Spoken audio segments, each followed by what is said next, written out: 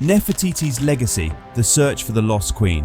Nefertiti was a flourished 14th century BCE, Queen of Egypt, 18th dynasty of ancient Egypt and the great royal of and wife of King Akhenaten, formerly Amenhotep IV, reigned c. 1353-36 BCE, who played a prominent role in the cult of the sun god known as the Aton. In this video we will tell you about Nefertiti's legacy and the search for the lost queen. First, we'll discuss the life of Nefertiti's. Let's have a look. Nefertiti's parentage is unrecorded, but as her name translates as "a beautiful woman has come," early Egyptologists believed that she must have been a princess from Mitanni, Syria. There is strong circumstantial evidence, however, to suggest that she was the Egyptian-born daughter of the courtier A, brother of Akhenaton's mother, Ti. Almost nothing is known about Nefertiti's life prior to her marriage to Akhenaten. Scenes from the tombs of the nobles in Amarna mention that Nefertiti had a sister named Mutbenret.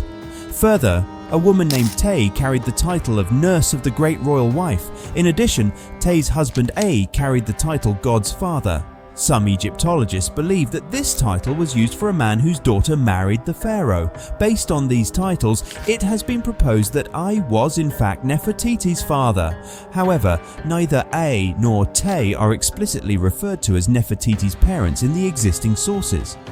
At the same time, no sources exist that directly contradict I's fatherhood, which is considered likely due to the great influence he wielded during Nefertiti's life and after her death.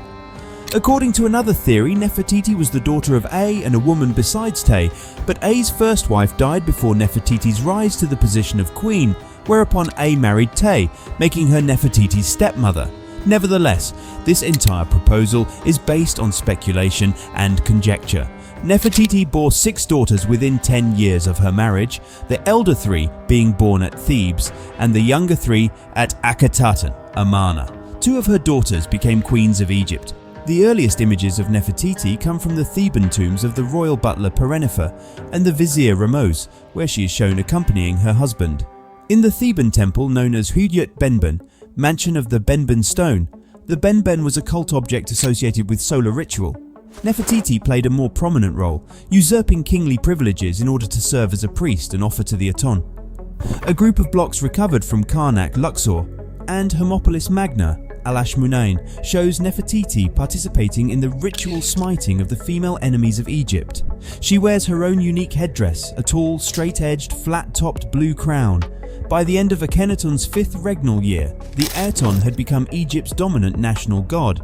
The old state temples were closed and the court transferred to a purpose-built capital city, Akhetaton. Here, Nefertiti continued to play an important religious role, worshipping alongside her husband and serving as the female element in the divine triad formed by the god Aton, the king Akhenaton, and his queen.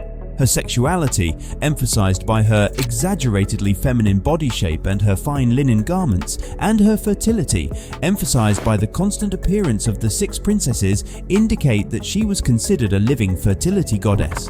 The boundary stelae of years 4 and 5 mark the boundaries of the new city and suggest that the move to the new city of Akhetaten occurred around that time. The new city contained several large open-air temples dedicated to the Aten. Nefertiti and her family would have resided in the Great Royal Palace in the center of the city, and possibly at the Northern Palace as well.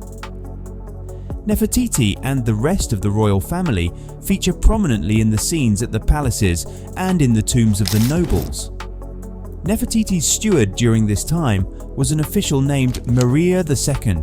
He would have been in charge of running her household.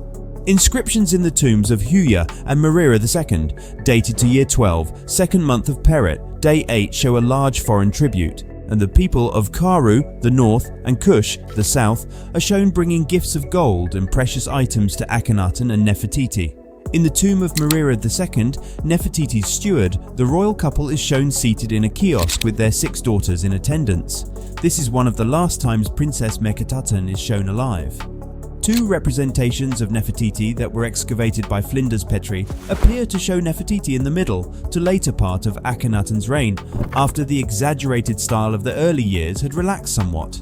One is a small piece of limestone and is a preliminary sketch of Nefertiti wearing her distinctive tall crown with carving around the mouth, chin, ear and tab of the crown. Another is a small inlay head, Petrie Museum number UC103, modelled from reddish-brown quartzite that was clearly intended to fit into a larger composition. Nefertiti and the royal family appeared on private devotional stelae and on the walls of non-royal tombs, and images of Nefertiti stood at the four corners of her husband's sarcophagus. There are two theories regarding the death of Nefertiti. Old theory. Pre-2012, Egyptological theories thought that Nefertiti vanished from the historical record around year 12 of Akhenaten's reign, with no word of her thereafter.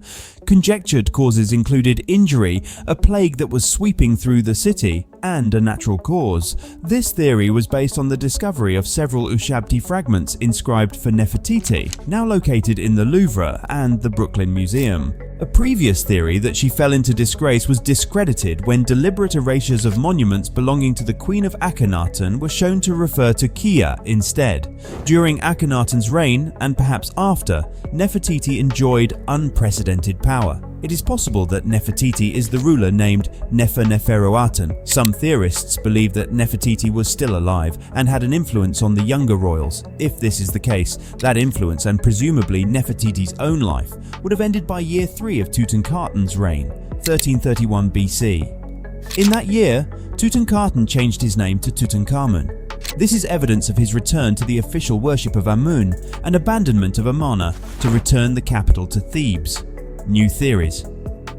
In 2012, the discovery of an inscription dated to year 16, month 3 of Akhet, day 15 of the reign of Akhenaten was announced. It was discovered within Quarry 320 in the largest wadi of the limestone quarry at Deir Abu Hinis. The 5-line inscription, written in red ochre, mentions the presence of the great royal wife, his beloved, mistress of the two lands, Neferuaten Nefertiti. The final line of the inscription refers to ongoing building work being carried out under the authority of the king's scribe Pentu on the small Aten temple in Amarna. Van der Perre stresses that this means that Nefertiti was alive in the second to last year of Akhenaten's reign, and demonstrates that Akhenaten still ruled alone with his wife by his side. Therefore, the rule of the female Amarna pharaoh known as Neferuaten must be placed between the death of Akhenaten and the accession of Tutankhamun. Neferuaten, this female pharaoh, specifically used the epithet effective for her husband in one of her cartouches, which means she was either Nefertiti or her daughter Meritaten, who was married to King Smenkhkare. Soon after Akhenaten's 12th regnal year, one of the princesses died, 3 disappeared and are also presumed to have died, and Nefertiti vanished. The simplest inference is that Nefertiti also died, but there is no record of her death and no evidence that she was ever buried in the Amarna royal tomb. Early Egyptologists, misunderstanding the textual evidence recovered from the Maru Aten Sun Temple at Amarna, deduced that Nefertiti had separated from Akhenaton and had retired to live either in the North Palace at Amarna or in Thebes. This theory is now discredited. Others have suggested that she outlived her husband, took the name Smenkhkare, and ruled alone as a female king before handing the throne to Tutankhamun. There is good evidence for King Smenkhkare, but the identification in the 20th century of a male body buried in the Valley of the Kings as Tutankhamun's brother makes it unlikely that Nefertiti and Smenkhkare were the same person. Nefertiti's body has never been discovered. Had she died at Amarna, it seems inconceivable that she would not have been buried in the Amarna royal tomb. In the early 21st century, attention has focused on the younger lady found in the tomb of Amenhotep II, although it is now accepted that this body is almost certainly too young to be Nefertiti. Amarna was abandoned soon after Akhenaton's death, and Nefertiti was forgotten until in 1912, a German archaeological mission led by Ludwig Borchardt discovered a portrait bust of Nefertiti lying in the ruins of the Amarna workshop of the sculptor Thutmose.